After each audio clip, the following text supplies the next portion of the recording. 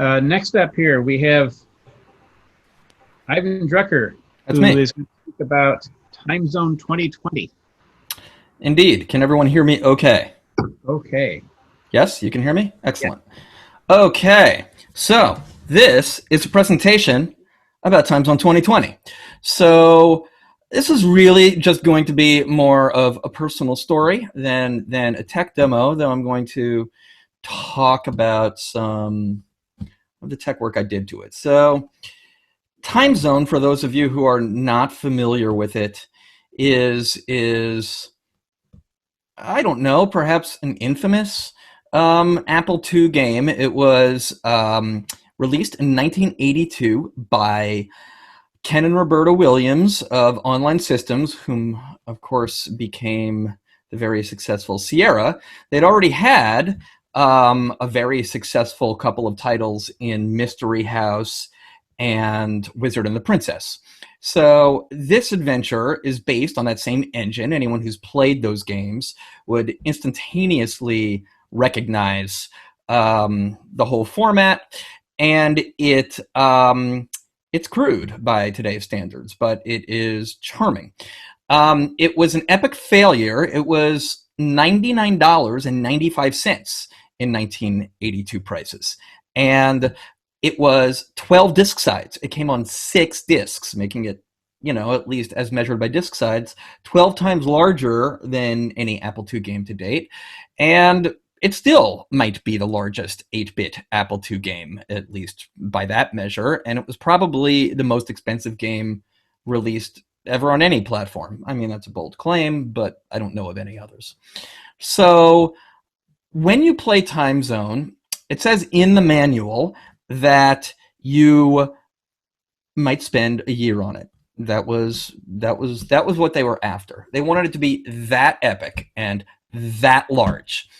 And the thing is about it is that you were constantly switching disks. It was written for a single drive system. It didn't even support 2 drives, so you couldn't even leave your save disk in drive 2, for example. So every time you entered the time machine, you have to every time you enter the time machine, you have to slip a disk. Every time you went to another zone, of which there were 39, you had to change a disk. So this very much brings things full circle for me. And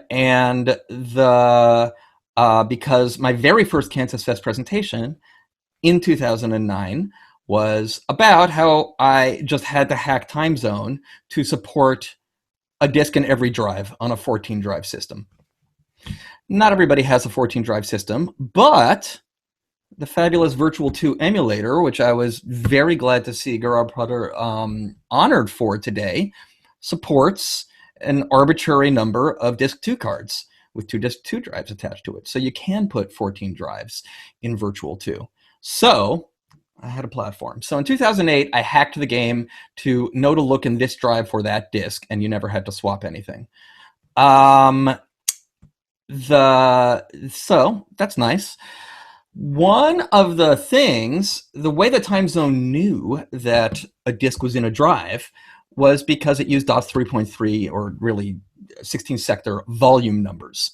Volume numbers were almost never used by anybody, but they were useful in this application because they're available for free whenever you read a sector. You'd read a sector, and it's essentially in the sector metadata as opposed to the sector data itself. Sector metadata is not represented in the common DSK images.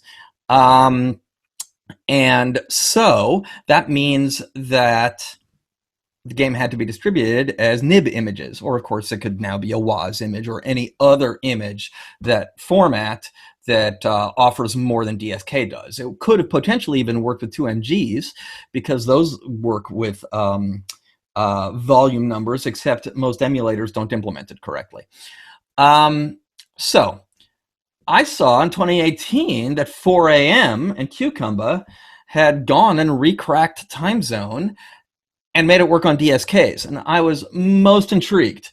And so I went and I'm like, how do they do this? And in classic 4AM style, it's detailed with wit and aplomb. And they did an approach that was very clever, in which they stored an ID byte on an otherwise unused sector and would cache it whenever a disk was in. The problem with that is that it's possible to crash the game by putting in a disk when the game doesn't accept it, because it can't check on every read. It's instead looking in its cache. He described his process as insane, and so I'm like, well, could I do something more insane and figure out a way to ID the disk, even with only sector data every time out? And I did by using the unused 16K in the RAM card, because it's a 48K game. So on a 64K system, I load the RAM card full of IDs for each disk. So that way, every time it reads a sector in this new 2020 version that I will make available to people watching this, in this new 2020 version, it actually checks the disk by looking in the ID table to see whether the right disk is in the drive. So then you have DSKs with all the reliability of the first one. Now, the thing is that is really most important is that I solved time zone. That is what matters. I started time zone when I was 12 years old. I somehow persuaded my dad to buy it. It was very nice, and I was already a fan of Online Systems' previous games, and it's big. It's so, as I said, they said it would take a year to solve it. I took 38, and it took a pandemic, and I'm like, you know what? I can, if I have to be at home all day, this is it. I'm gonna do this. I can do it with no hints. So I started making maps. You cannot make time zone without a map. So when I was done, and I'll show you them. When I was done and I had every room in time zone mapped out, I think there were 1,194 places to visit by my count, which is a lot. The crazy thing is that 90, maybe 95% of those rooms are hand-drawn with 1981 technology, but are filler. They are empty. There are just vast empty areas in time zone. If you take on this pursuit for yourself, you will spend a lot of time just looking around for stuff. I'm going to show you some of those maps. Part of the question was, what do I use to map it? I still don't have a good answer to that. And being that AppleWorks Draw no longer exists, I happen to own FileMaker Pro, the database, and its layout mode is a pretty good vector mapping system for maps. So here they are, all of these maps. So this one's a fairly small one, and some of them are much larger. Here's a medium-sized one. You can see there's an ugly maze in this one. And here is a cool one that's pretty big. All those disparate areas. This is 2082 Tokyo, because in time zone you traverse all the continents over many time periods. So this is 2082 AD Asia, and the various, you can see, regions are connected by a subway. So that's all fun stuff. Now, I may release the maps if anyone wants me to. I will confess that I discovered a bug in my newly updated version in time zone, of course, like minutes before my presentation. So I don't have the distribution quite as available as I was hoping I would. In any case, let me show you the game itself, as we only have a few minutes left. This is a 15-minute presentation. So let me switch shares here.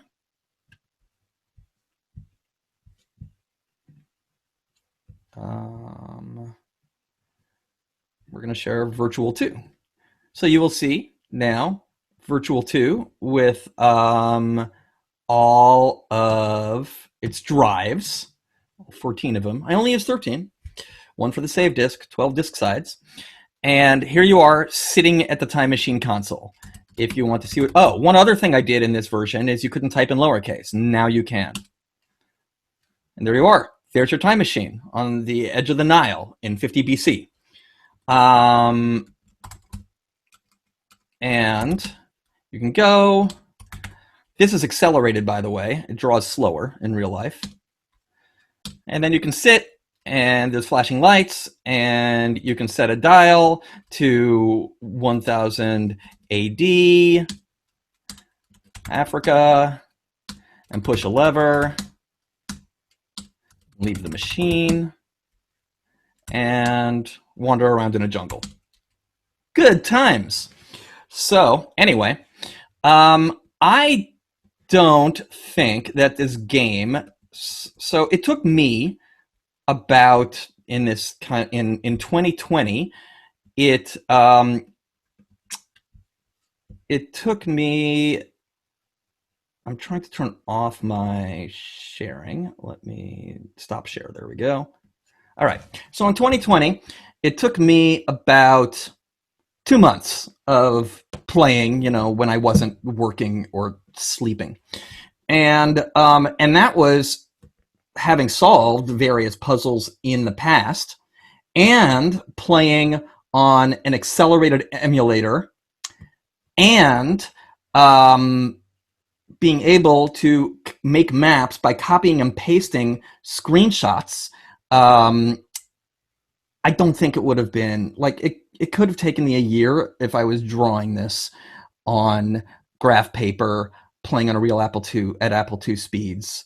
It would have taken a long time. It's a very challenging game. Is it a good game? That's subjective. If you are okay with just a lot of exploring and mapping and a very primitive 2-word parser, it's pretty fun. And if nothing else, it is hard just not to admire the insane ambition of its creators, who clearly wanted to make the epic adventure game to end all adventure games and were willing to draw 1,200 screens to prove it.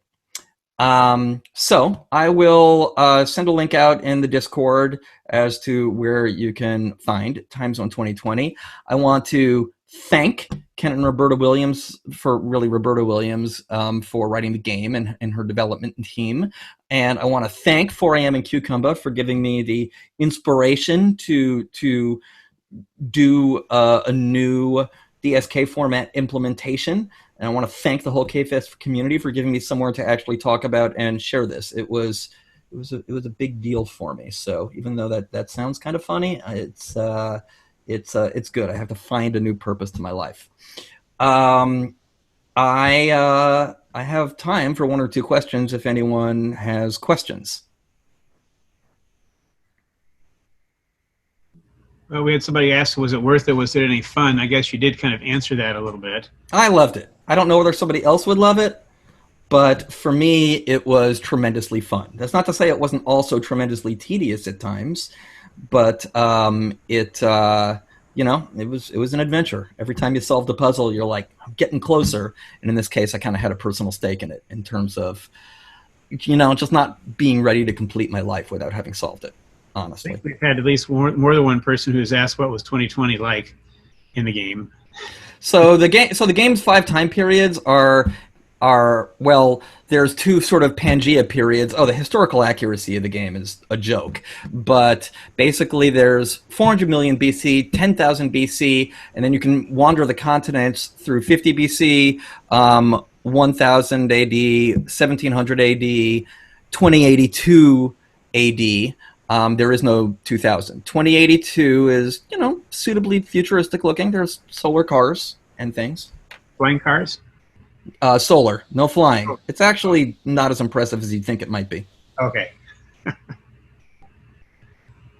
All right.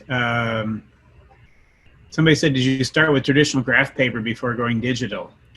At previous points in my life, yes. This was the first time I did it digitally. Any idea how many objects are in the game? Yeah, I do. There are surprisingly few, given how ginormous the game is. I didn't count, but I'd estimate about 50. It's actually not very many objects. You just spend all your time looking around for those objects. That is a long time to play looking for 50 objects. It is. I'm not going to say it isn't. All right. Well, we are at 1 o'clock, so thank you for your presentation. There will be follow-up if needed in the Discord for this. Okay. Sounds great. Thank you, and thank you to the committee, and thank you to all attendees. Thank you.